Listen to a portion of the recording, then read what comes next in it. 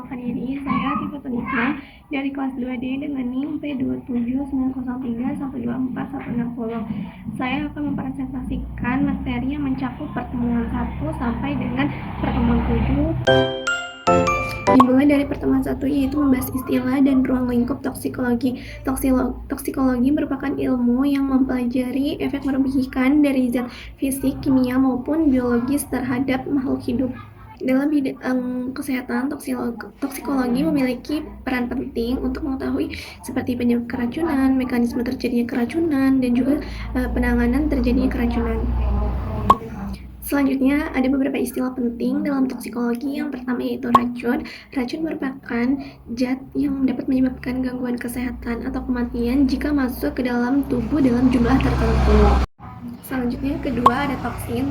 Toksin merupakan racun yang berasal dari organisme hidup seperti bakteri, jamur, tumbuhan, dan juga hewan.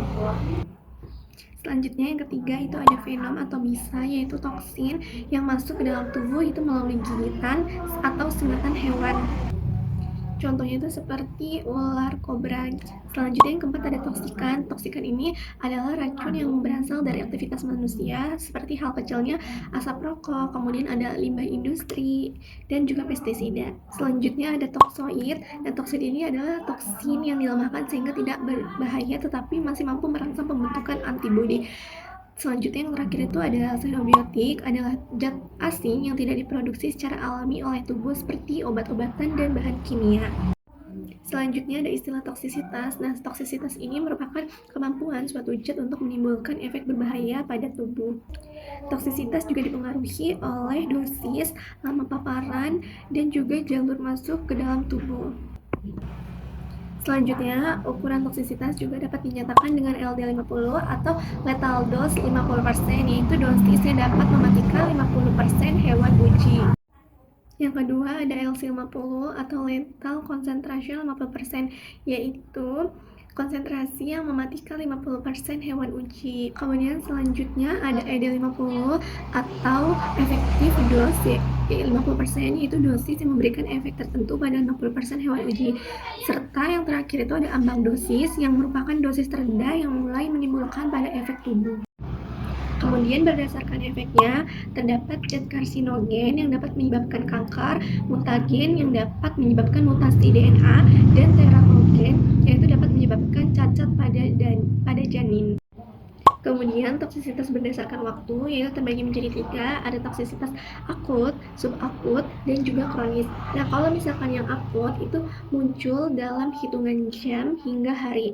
Tapi kalau misalkan yang subakut muncul dalam hitungan minggu hingga bulan. Tapi sedangkan yang kronis itu dapat muncul setelah paparan berulang selama berbulan-bulan bahkan bertahun-tahun.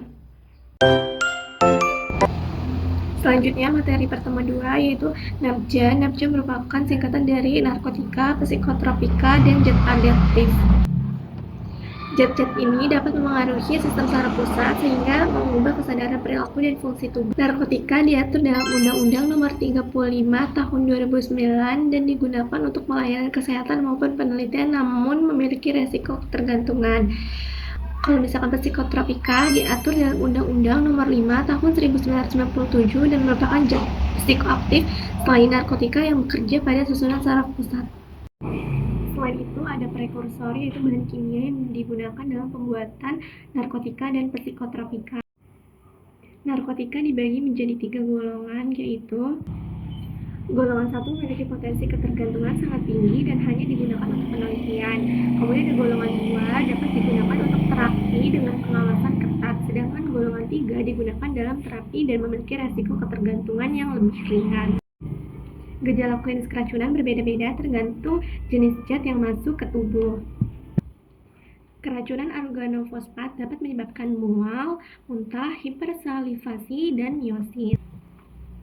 Keracunan karbon monoksida dapat menyebabkan sakit kepala, pusing, sesak nafas, hingga koma. Keracunan opioid dapat menyebabkan depresi pernafasan dan juga penurunan kesadaran. Sedangkan keracunan alkohol dapat menimbulkan euforia, gangguan koordinasi, hingga koma. Selanjutnya, penggunaan obat secara berulang juga dapat menyebabkan toleransi, yaitu kondisi ketika tubuh menjadi kurang responsif terhadap obat sehingga membutuhkan dosis yang lebih tinggi untuk mendapatkan efek yang sama. Penurunan jangka panjang juga dapat menyebabkan adiksi atau ketergantungan. Selanjutnya ada pertemuan 3, yaitu membahas toksikokinetika, toksikodinamika, dan juga mekanisme efek toksik. Toksikokinetika mempelajari perjalanan zat toksik dalam tubuh yang dikenal dengan proses ADME, yaitu absorpsi, distribusi, metabolisme, dan juga ekskresi. Yang pertama ada absorpsi, yaitu proses masuknya zat toksik dalam tubuh melalui saluran cerna, paru-paru, kulit, atau injeksi. Yang kedua ada distribusi, yaitu merupakan penyebaran zat toksik melalui aliran darah menuju organ-organ tubuh. Yang ketiga yaitu metabolisme, perubahan zat toksik menjadi metabolit yang umumnya terjadi di hati. Yaitu ekskresi, merupakan proses pengeluaran zat toksik dalam tubuh melalui keringat, urin, feses, maupun udara pernafasan. Berbeda dengan toksikokinetika, toksikodinamika mempelajari bagaimana zat toksik itu berinteraksi dengan sel atau organ tubuh sehingga menimbulkan efek toksik. Mekanisme efek toksik dapat terjadi melalui beberapa cara. Yang pertama yaitu inhibisi enzim, yaitu penghambatan kerja enzim sehingga proses metabolisme itu terganggu. Kemudian yang kedua itu gangguan transport oksigen yang menyebabkan jaringan tubuh tuh mengalami kekurangan oksigen atau hipoksia. Yang ketiga yaitu pembentukan metabolit toksik yang lebih berbahaya dibandingkan zat asalnya. Yang keempat yaitu kerusakan DNA dan RNA yang dapat meningkatkan resiko mutasi dan kanker. Yang kelima yaitu efek teratogen yang dapat menghambat perkembangan janin pada ibu hamil sehingga janin tersebut cacat pada saat lahir. Dan yang terakhir adalah gangguan sistem imun yang menyebabkan tubuh lebih rentan terhadap penyakit. Selanjutnya materi yang keempat, dalam pemeriksaan toksikologi terdapat beberapa sampel yang dapat digunakan. Sampel urin merupakan sampel yang sering digunakan dalam pemeriksaan toksikologi karena mudah diperoleh dan banyak mengandung metabolit zat toksik. Kemudian ada sampel darah digunakan untuk mengetahui kadar zat toksik yang sedang beredar di dalam tubuh. Selanjutnya cairan lambung digunakan pada kasus keracunan akut akibat tertelannya zat beracun. Sedangkan rambut dan kuku digunakan dalam mendeteksi paparan jangka panjang. Kemudian sebelum dilakukan pemeriksaan, sampel itu perlu dipreparasi terlebih dahulu agar zat toksik itu dapat dipisahkan dari komponen lainnya. Ada beberapa metode preparasi yang digunakan, yaitu antara lain ada ekstraksi cair-cair, kemudian destruksi atau pengabuan, dan destilasi. Selain itu, digunakan pula reagensia atau reaksi kimia untuk membantu identifikasi zat tertentu. Contohnya itu ada kayak VCl3 yaitu untuk asam salisilat, kemudian kertas kurkumin untuk pemeriksaan boraks, dan asam kromatofat untuk formalin, dan reaksi Marquis itu untuk diazepam. Selanjutnya yaitu materi kelima yaitu identifikasi asam salisilat. Dan sebelum itu asam salisilat itu merupakan metabolit dari aspirin yang dapat ditemukan pada kasus penggunaan atau keracunan asam salisilat. Nah, tujuan pemeriksaannya itu yaitu untuk mengidentifikasi kandungan asam salisilat dalam sampel. Untuk prinsip pemeriksaannya yaitu asam salisilat dalam sampel itu diekstraksi dalam suasana asam menggunakan pelarut organik, kemudian direaksikan dengan VCl3 sehingga membentuk senyawa kompleks berwarna ungu. Untuk alat dan bahannya yaitu untuk alatnya ada corong pisah, kemudian pipet tetes, gelas ukur, gelas kimia, cawan petri, dan lumpang alu. Nah, untuk bahannya sendiri yaitu ada sampel HCl1N, ether, VCl3, dan aquades. Untuk cara kerja secara singkatnya itu sampel dicampur dengan Aquades, HCl, dan ether, kemudian diekstraksi hingga terbentuk dua lapisan. Nah, lapisan yang mengandung senyawa target itu dipisahkan dan diuapkan hingga kering di lemari asam. Setelah udah kering itu ditambahin sama larutan VeCl3 dan diamati perubahan warnanya. Nah, untuk interpretasi hasilnya itu hasil positif ditandai dengan terbentuknya warna ungu atau violet, sedangkan hasil negatif itu tidak terjadi perubahan warna. Selanjutnya ada pertemuan ke-6 yaitu identifikasi diazepam. Nah, diazepam ini merupakan obat golongan benzodiazepin yang digunakan sebagai anti kejang, penenang, dan relaksan otot. Nah, diazepam ini termasuk psikotropika golongan 4. Untuk tujuan pemeriksaannya yaitu untuk mengidentifikasi adanya kandungan diazepam pada sampel urin. Prinsipnya yaitu pembentukan senyawa berwarna jingga antara diazepam dan formaldehid dalam suasana asam sulfat pekat. Untuk alat dan bahannya yaitu untuk alatnya ada tabung sentrifuge, pipet tetes, gelas ukur. Kemudian bahannya itu ada sampel urin NaOH4n, etanol 95%, ether, larutan marquis itu dengan komposisinya ada asam sulfat pekat sama formaldehid 34 sampai 38%, rasio 9:1. Kemudian prosedurnya itu sampel urin dibuat dalam suasana basah menggunakan NaOH, kemudian diekstraksi menggunakan ether. Setelah itu disentrifugasi. Nah, ekstrak ether itu dipisahkan dan diuapkan hingga kering. Nah, sisa penguapannya itu kemudian diuji menggunakan reaksi Marquis. Nah, hasil positif ditandai dengan terbentuknya warna jingga atau orange. Nah, sedangkan kalau misalkan hasilnya negatif itu ditandai dengan tidak adanya perubahan warna.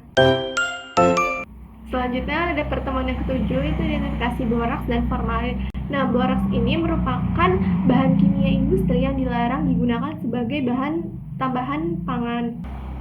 Kemudian tujuannya itu untuk mengidentifikasi kandungan boraks pada sampel. Untuk prinsipnya yaitu sampel diabukan, abu yang diperoleh itu diasamkan dengan asam klorida, kemudian diidentifikasi dengan kertas kurkumin. Untuk alat dan bahannya itu ada cawan porselen, tanur, pipet tetes, pipet ukur, kemudian ada desikator, setelah itu ada kaca arloji dan kertas kurkumin. Kalau misalkan bahannya itu ada sampel HCN1N, amoniak, Aquades, dan kalsium oksida. Kemudian untuk cara kerja identifikasi boraks ini yaitu haluskan dan timbang sampel itu sebanyak 3 gram. Kemudian tambahkan Aquades dan suspensi CaO hingga suasana basah. Kemudian dipanaskan dalam tanur sampai menjadi abu putih. Setelah itu didinginkan dalam desikator. Setelah itu tambahkan Aquades dan HCl. Celupkan kertas kurkumin itu ke dalam larutannya. Setelah itu dikeringkan pada suhu kamar lalu diamati perubahan warna yang terjadi. Nah, setelah itu untuk interpretasi hasilnya pada identifikasi boraks ini, kalau misalkan positif dia warnanya berwarna merah bata, tapi kalau misalkan negatif yaitu tidak terjadi perubahan warna. Selanjutnya ada identifikasi formalin. Nah, formalin ini merupakan larutan formaldehida yang biasa digunakan sebagai pengawet mayat dan bahan industri, serta dilarang digunakan sebagai bahan tambahan pangan. Kemudian, untuk tujuannya itu untuk mengidentifikasi formaldehida dalam sampel. Untuk prinsipnya yaitu sampel dipanaskan dalam penangas air mendidih. Formaldehid direaksikan dengan asam kromatopat membentuk senyawa berwarna ungu. Untuk alat dan bahannya itu alatnya ada pipet tetes, gelas ukur, gelas kimia, Erlenmeyer, sama kaca arloji. Kalau untuk bahannya itu ada sampel Aquades, asam kromatopat, asam fosfat, es batu, dan juga kapas. Untuk cara kerjanya itu haluskan dan timbang sampel itu sebanyak 5 gram, kemudian tambahkan 50 ml Aquades dan homogenkan. Setelah itu ditambahkan 2 tetes asam fosfat pekat. Setelah itu dipanaskan dalam Erlenmeyer dan ditutup dengan kaca arloji. Nah, kumpulin uap yang terbentuk itu hingga sampai 1 ml. Setelah itu ditambahin sama asam kromatopat dan dihomogenin. Kalau misalkan udah, itu dipanasin dalam penanas air mendidih selama 5 menit. Setelah itu diamati perubahan warnanya. Untuk interpretasi hasilnya itu kalau misalkan positif dia berwarna ungu, tapi kalau misalkan negatif itu tidak terjadi perubahan warna. Mungkin itu saja materi yang dapat saya sampaikan, kurang lebihnya saya mohon maaf. Wassalamualaikum warahmatullahi wabarakatuh.